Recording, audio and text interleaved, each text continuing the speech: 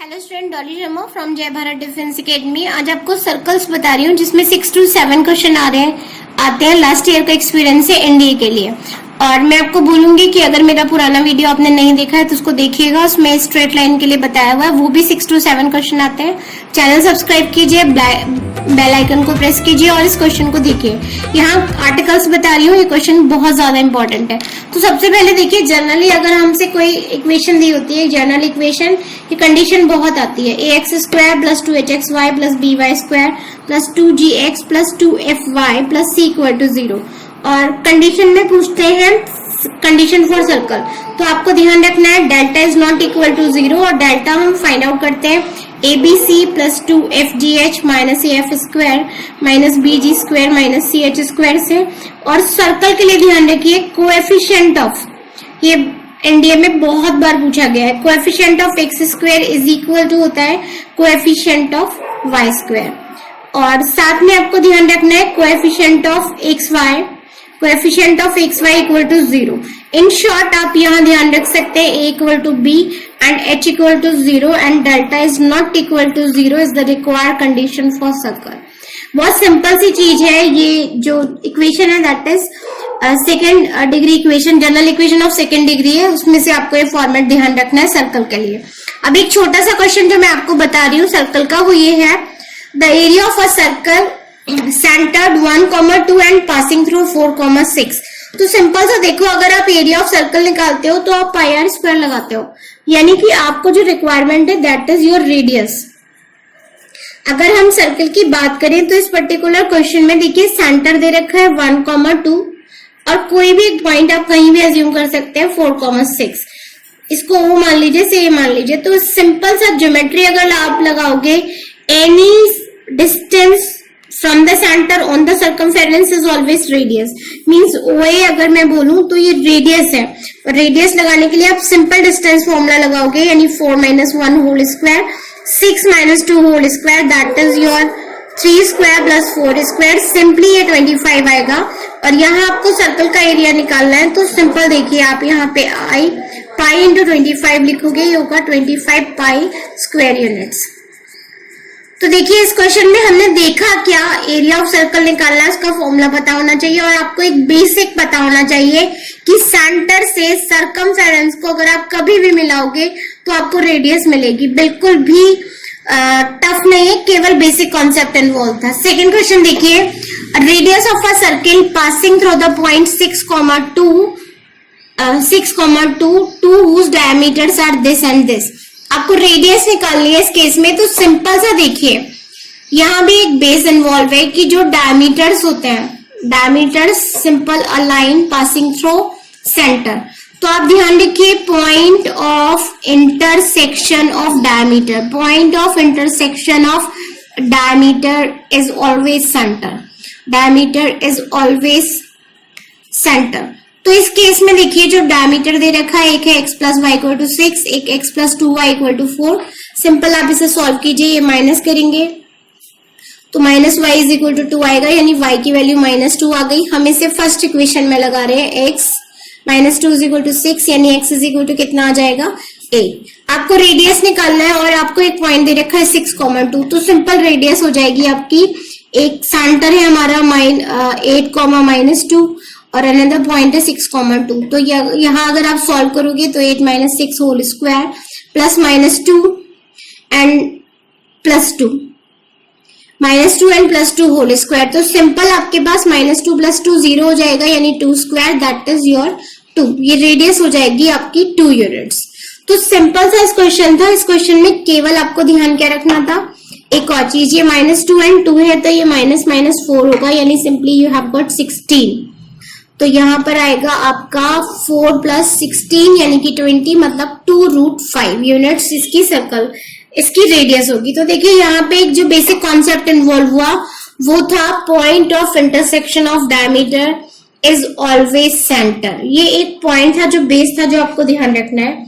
एक और क्वेश्चन देखिए, equation of a circle through -1,2 and concentric with the circle. तो देखिए वो जो इक्वेशन निकालनी है हमें, वो कंसेंट्रिक है, मींस इसका सेंटर और उस इक्वेशन का सेंटर एक ही है। तो सिंपल देखो, अगर आपको कोई इक्वेशन दे रखी हो ax² y² plus 2gx plus 2fy plus c equal to 0, c1 लिख दीजिए।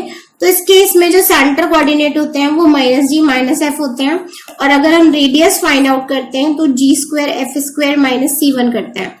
तो देखिए ये जो बेस है वो मैंने यहाँ पर लगाया, 2g इज इक्वल टू -3 यानी g की वैल्यू -3 आएगी, 2f is equal to 4 that is f equal to 2। तो इस केस में आपका सेंटर कोऑर्डिनेट आ जाएगा 3/2, -2, और इस पॉइंट से पास हो रहा है तो हम सिंपल यहाँ इक्वेशन लगाएंगे x minus h whole square y minus k whole square equal to r square.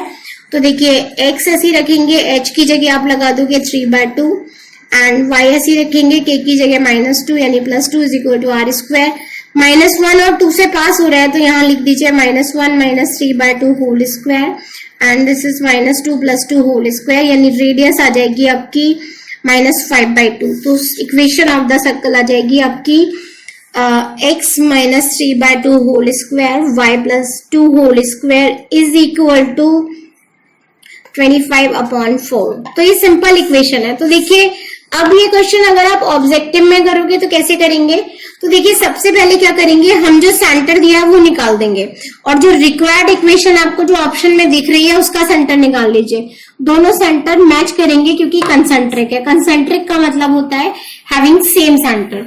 एक और छोटा सा क्वेश्चन देखिए, Which of the following point lies inside a circle of radius 6 and center 3,5? तो पॉइंट मैंने indicate नहीं किया है, सिंपल सा देखिए सेंटर और रेडियस दिया हुआ हो तो आपके पास एक जनरल फॉर्मूला होता है। ये फॉर्मूला हम तब यूज करते हैं when centre and radius are given, और h, k यहाँ पर इंडिकेट करते हैं सेंटर के लिए एंड r स्टैंड करता है रेडियस के लिए।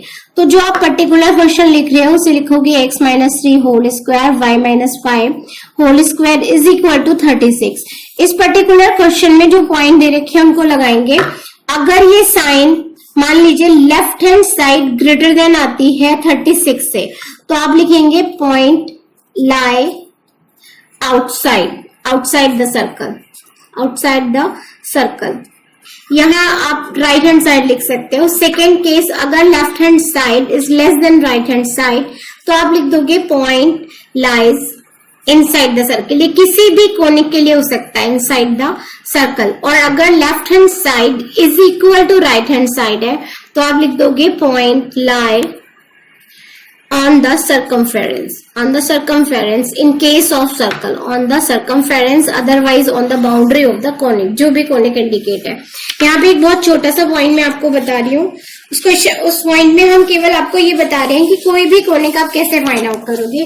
तो एक जनरल सा इक्वेशन देख लो, ये कई बार आया हुआ है एनडीए में, ax² 2hxy plus by² plus 2gx plus 2fy equal to 0 दिया हुआ हो, 2fy plus c equal to 0 अगर हमें गिवन हो तो सबसे पहले delta is not equal to 0 लिखते हैं, और डेल्टा की value abc 2fgh minus af² minus bg² minus ch² होती है। तो पहली कंडीशन अगर सर्कल के लिए लिख रहे हो तो आप a equal to b and h equal to 0 लिखोगे। यही चीज अगर आप पैराबोला के लिए लिख रहे हो तो यहाँ पे आप लिखोगे h² इक्वल टू ab, और यही चीज अगर आप इलिप्स के लिए लिख रहे हो तो h² minus A be less than 0 लिखोगे। और यही चीज अगर आप हाइपरबोला के लिए लिख रहे हो, हाइपरबोला के लिए तो h² minus A B greater than 0 लिखोगे। और all the 4 having delta is not equal to 0। संग में एक और छोटा पॉइंट बता रही हूँ, that is called eccentricity. Eccentricity बहुत ज्यादा इंपॉर्टेंट है और कई बार एनडीए में पूछा हुआ है।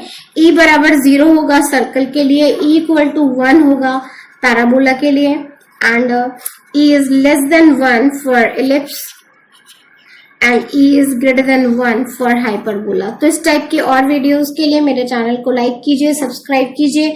देखिए आप इन सारी चीजों को कंपेयर करिए, जहां आप एक घंटे का लेक्चर पढ़ते हैं और वहीं आप 10 मिनट्स में ये सारी चीजें सीख रहे हैं। तो कंपटीशन में अब वो भी नहीं रहा कि आपको बहुत पूरा आपका 1 घंटा इन्वॉल्व करके आपको वो सारी चीजें पढ़ाई जाए, because your mind is so developing.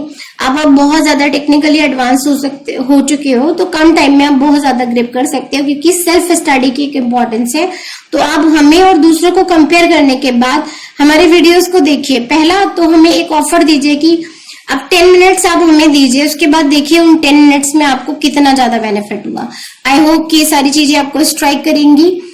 Bareilly से होने वाले सिलेक्शन में हमारा बहुत बड़ा परसेंटेज है उन स्टूडेंट का जिनके पोटेंशियल्स बहुत ज्यादा होते हैं।